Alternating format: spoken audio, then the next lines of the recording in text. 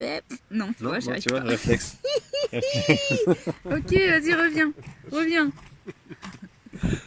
Ok. Ok, 4. Tu fais le cap? Salut à tous, donc dans cette nouvelle vidéo, on va parler du permis de construire et répondre à des questions qui nous ont très souvent été posées. On a mis le lien de notre permis de construire à télécharger dans la description. On l'a fait nous-mêmes et c'est un permis assez classique en fait. Donc on va pas trop se focaliser sur l'aspect technique de comment on fait un permis de construire, il y a déjà beaucoup de choses sur internet, mais on va plutôt revenir sur voilà, nos démarches, comment on s'y est pris. On nous a souvent demandé si on avait un permis de construire pour ce projet. On se serait jamais lancé dans une telle aventure sans permis en fait, vu l'investissement que ça demande et que c'est une construction qui attire pas mal l'attention, tout simplement. La première chose qu'on peut dire, c'est que le fait qu'il y ait des pneus ou pas dans la construction n'a aucun impact sur la validation du permis. À ce stade-là, on ne cherche pas à savoir quel matériau on utilise, mais plutôt l'aspect général de la construction. Il n'y a aucune raison qu'un permis de construire soit refusé en France pour un Earthship, si ce n'est pour des raisons architecturales, de conservation du patrimoine. Voilà, ça peut être un village en site inscrit ou classé. Et encore, nous-mêmes, on est dans un site inscrit. Ici, le patrimoine est vraiment conservé, mais comme on est sur un terrain assez isolé, bah, ça a été accepté, malgré quand même quelques négociations. On a vu que c'était bien le maire qui était décideur final de l'obtention du permis de construire. L'urbanisme et l'architecte des bâtiments de France agissent plutôt en tant que conseiller finalement. Et le maire peut valider le permis de construire même s'ils ont été défavorables. Mais apparemment, c'est quand même assez rare qu'ils le fassent parce que bah voilà, ça peut être assez inconfortable comme position, se mettre un peu en porte-à-faux. Pourquoi dire oui pour l'un, non pour l'autre? Voilà, donc s'il le fait, c'est vraiment parce que c'est un positionnement assez engagé, quoi. Bon, en gros, si le maire n'est pas favorable, ça peut être compliqué. Alors nous, on n'est pas passé par un architecte parce que la surface de la maison faisait 125 mètres carrés. On a fait les plans nous-mêmes, ce qui nous a permis d'économiser environ 5 000 euros, mais c'est pas mal de travail. Et on a surtout monté un vrai dossier pour aller voir chaque personne impliquée dans la décision de la validation du permis pour qu'ils aient une idée assez claire de ce que c'est qu'un airship et de notre projet, avec pas mal de visuels explicatifs et pas mal de photos de différents airships. On a commencé à remplir le permis de construire et il y avait plein de choses qu'on ne comprenait pas. Donc on a contacté l'urbanisme, on a pris rendez-vous pour poser plein de questions, savoir ce qu'il était possible de faire ou pas.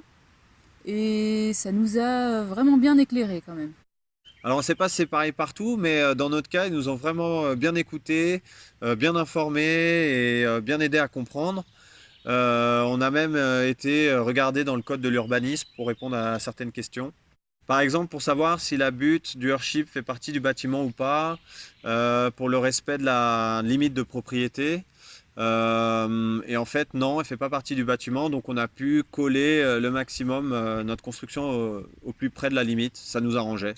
Pareil pour ce qui concerne les réseaux, on n'avait pas les réseaux qui arrivaient au bord du terrain, ce qui nous arrangeait bien finalement puisqu'on voulait être complètement autonome. Et contrairement aux idées préconçues, on n'est absolument pas obligé de se raccorder à EDF. C'est un mythe. C'est complètement un mythe, Un en mythe. fait. Pour ce qui est de l'eau, c'est plus compliqué. Il y a une réglementation qui dit qu'on ne peut pas ramener de l'eau de pluie dans sa maison, ni l'utiliser, ni la consommer. À moins d'être à une certaine distance des réseaux, par exemple en montagne, il n'y a pas les réseaux qui arrivent.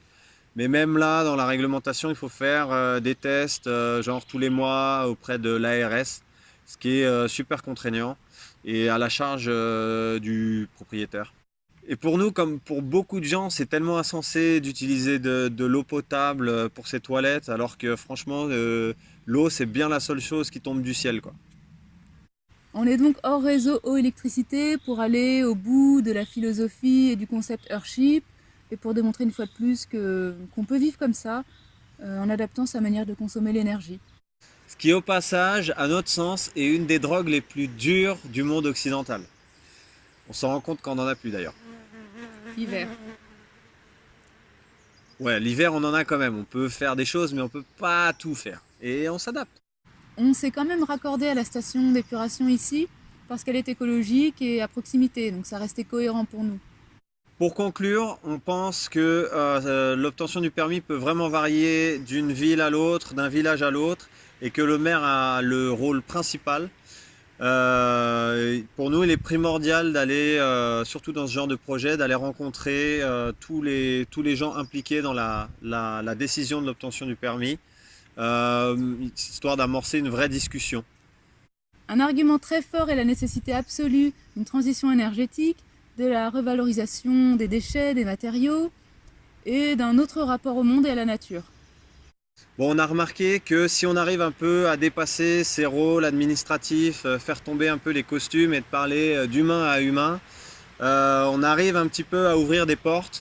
On pense que de plus en plus de monde souhaite agir et qu'en faisant ce genre de projet, vous permettez à plein de gens de contribuer à quelque chose qui a du sens. Avec cette approche, il est plus difficile de générer une situation de confrontation.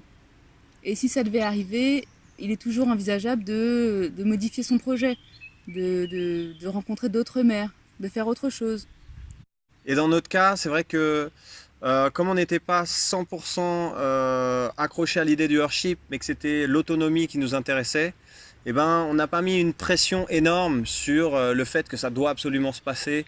Donc on pense que ça a joué quand même de façon un peu favorable aussi, d'être un peu détaché du résultat.